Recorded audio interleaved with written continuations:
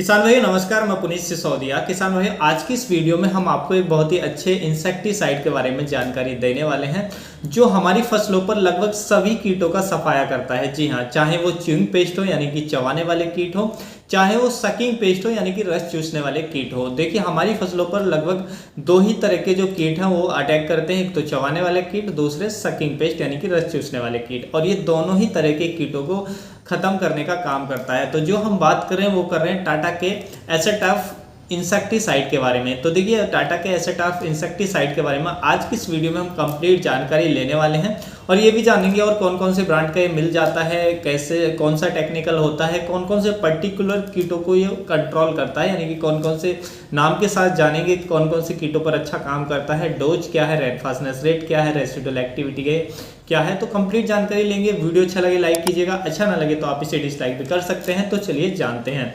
देखिए टाटा कंपनी का जो एसेटाफ आता है, यदि हम इसके अदर ब्रांड की नाम बात करें तो एक तो टाटा का एसेटाफ आता है, दूसरा ये ऐसी मेन के नाम से भी आता है अडामा कंपनी का, और भी बहुत सारे अन्य ब्रांड मिल जाते हैं। तो आप किसी भी कंपनी का ले सकते हैं जिसमें सेम टेक्निकल हो।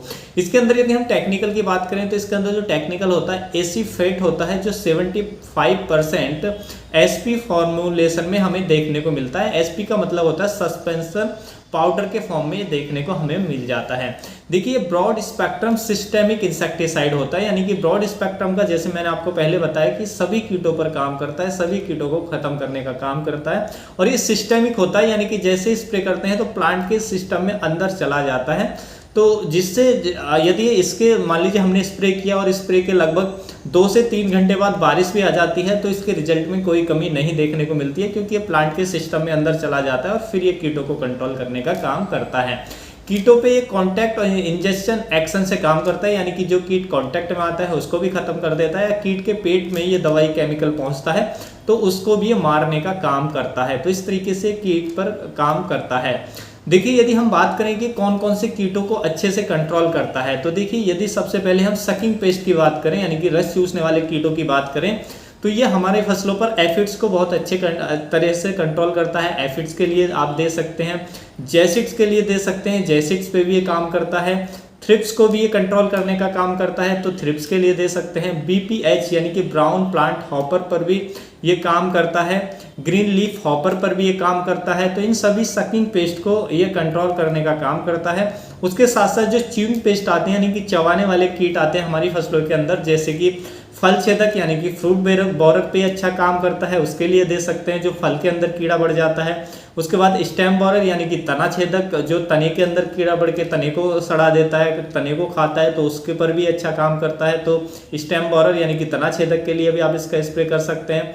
बॉल वर्म जो कीट होता है, बॉल वर्म के लिए आप इसका स्प्रे दे सकते हैं, उसको अच्छे से कंट्रोल करता है। लीफ फोल्डर कीट जो आता है यानी कि जो पत्तियों को लपेट लेता है, जो स्पेशली हमें धान की फसल में ज़्यादा देखने को मिलता है, तो लीफ फोल्डर को भी अच्छे से कंट्रोल करता है, उसके लिए भी आप इसका स्प्रे दे सकते हैं। और भी तरह की जो इल्लियां हैं उन पर भी ये काम करता है। तो ये जो भी चबाने वाले कीट हैं उनको बहुत अच्छे से कंट्रोल करता है। रेड बीटल जिसको हम लाडली कहते हैं उस पर भी ये काम करता है। तो इन सभी कीटों को बहुत ही इफेक्टिव तरीके से कंट्रोल करने का काम करता है। तो यदि आपकी फसलों पर सकिंग पेस्ट का भी अटैक है और च्यूइंग पेस्ट का भी अटैक है तो आप बेझिझक इसका स्प्रे कर दीजिए, ये सभी को बहुत ही इफेक्टिव तरीके से कंट्रोल कर देता है। फसलों की बात करें तो आप किसी भी फसल पर इसका स्प्रे कर सकते हैं जिन पे इन कीटों की समस्या है जो मैंने आपको कीट बताए हैं। यदि हम इसकी डोज की बात करें तो देखिए इसकी जो डोज हमें रखनी होती है 1.5 ग्राम पर लीटर पानी में मिलाकर हमें इसका स्प्रे करना होता है। 1 एकड़ की बात करें तो 1 एकड़ के लिए इसकी 300 ग्राम मात्रा पर्याप्त रहती है 1 एकड़ की फसल पर स्प्रे करने के लिए। तो आप रिपीट स्प्रे की बात करें तो डिपेंड करता है कि कीट की सीवियरिटी कैसी है। यदि जो कीट का अटैक आपकी फसलों पर ज़्यादा है तो कम से कम 1 वीक का अंतर रखते हुए इसका जो रिपीट स्प्रे आप दे देते हैं तो बहुत ही अच्छा कंट्रोल ये देता है।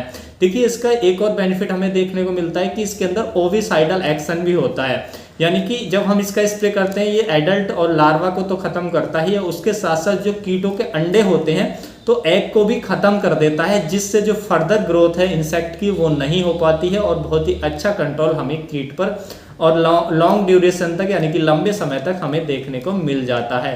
तो इस तरीके से कीटों पर काम करता है। यदि हम इसके रेनफास्टनेस रेट की बात करें तो मैंने बताया 2 से 3 घंटे तक बारिश नहीं होनी चाहिए इसके स्प्रे के बाद, तो रिजल्ट अच्छे मिल जाते हैं।